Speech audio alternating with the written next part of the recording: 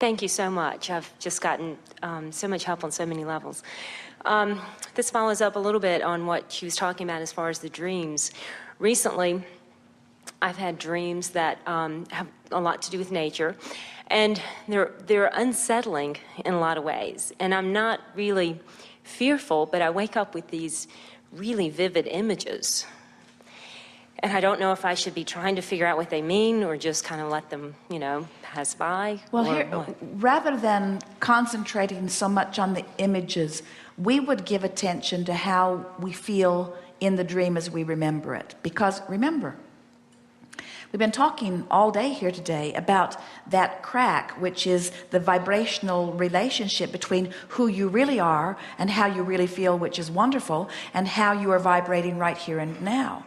So when you awaken from a dream, let us begin by saying that a dream is a creation too. What I think and what I feel and what manifests in life experience is always a perfect vibrational match. And what I think and how I feel and what manifests in dreamscape is also a perfect vibrational match. So your dreams are just full of information, but we don't want you to get bogged down in the details of the dream, because they manifest through the crack of least resistance on subjects that are most active in your vibration. But the real information that they bring to you is how you feel. In other words, if you have a dream where you're constantly lost and you can't find your money, or you can't find your classroom and you know you're supposed to be somewhere, these are dreams that are indicating some sort of insecurity that is at the very basis of something that you are living. And while there are issues out here on the fringe of your life that you could focus upon and see as the reason for that, there's always something deeper,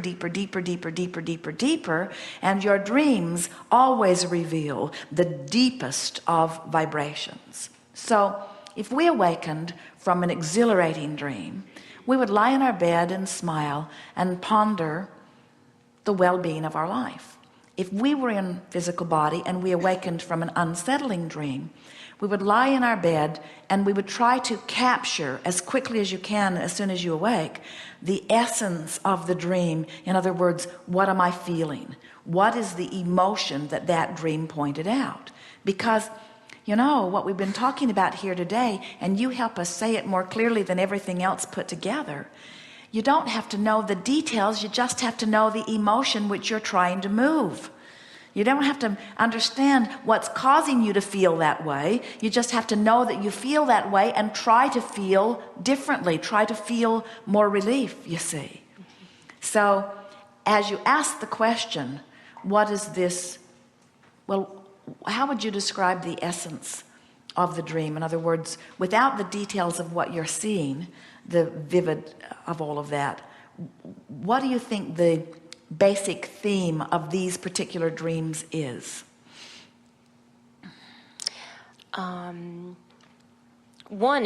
is probably related to work, because one is a dream that I'm in a plane and I'm enjoying it. I think the scenery is beautiful, everything's great, but then I realize that I don't know how to land the plane. I don't have the information to land it. I didn't take the class. That's what I remember thinking. Oh God, I forgot to take the class on landing. So it feels like unpreparedness. It feels like flying off in exuberance about something without having done the homework to and we can see how you could begin feeling that way even as you're doing this work, because you're beginning to feel invincible and you're beginning to feel that there isn't anything that you can't do. But there's a whole body of people, in fact a world of people, that would be quick to rush in behind you, that would say, well, you've got to do the work, you've got, and we think that that dream is letting you know that there's a little discord between what you really want to do and what you're letting yourself do. In other words, when you have the dream that goes more like this, you're flying and it's wonderful. You're flying the plane and you're doing it brilliantly. But even more than being able to fly the contraption, you're enjoying the moment of flying. And then for a moment you realize, I don't know how to land. And then you realize, oh yes, I do. Or for a moment you realize, I don't know how to land. And then you think, well, it can't be that hard.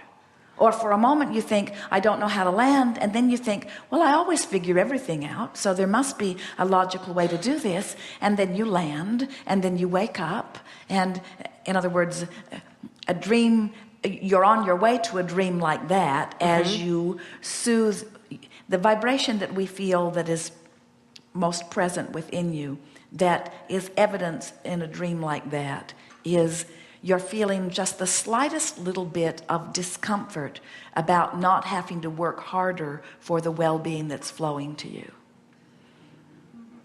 Like there should be more that I should have to do. Yeah. I shouldn't be soaring like this without having taken the class. And that's it. Yes. And we want you to know that you can download the class anytime you need it or want it. And we want you to know that you have access to non-physical information that knows how to fly all the planes. And you don't have to suffer and struggle to do it.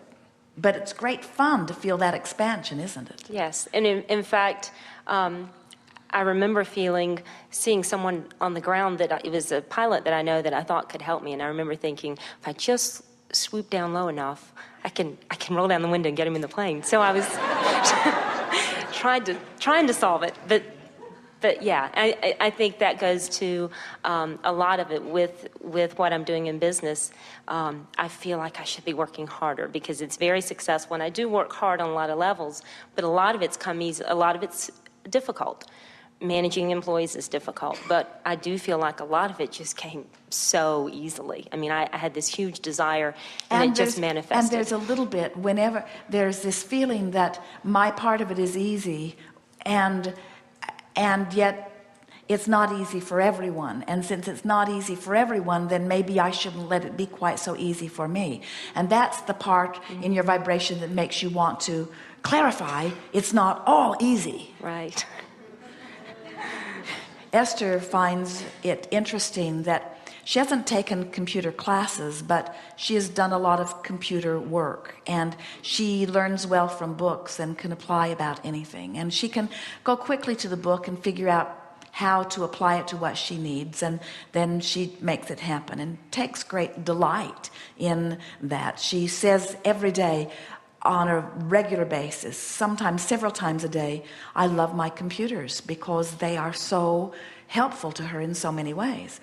And from time to time, something will get out of balance, and she will have a computer situation, a computer problem, where she will try to find it. She sometimes even tries to call technical support and finds no satisfaction. She will try to read her manual and find no satisfaction. She will try to remember from the resources of her brain what it is. And Jerry, who knows nothing about computers, he does not spend time with them at all. He has very rudimentary knowledge.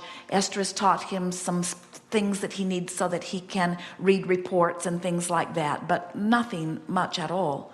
He will stand over her shoulder and offer a soft suggestion that works. Truly annoying to Esther. But he's not wrapped up in the problem. So a simple, soft asking brings him an answer that's clear enough to him that he can convey enough to Esther to give her the missing link that she didn't have access to in her exasperation. Nice to know that it's all there. The question is, where are you in relationship to the information you're seeking? If you're trusting it, if you're worthy of it, if you're happy, if you're feeling good, then life will continue to express itself to you in ways that are very pleasing.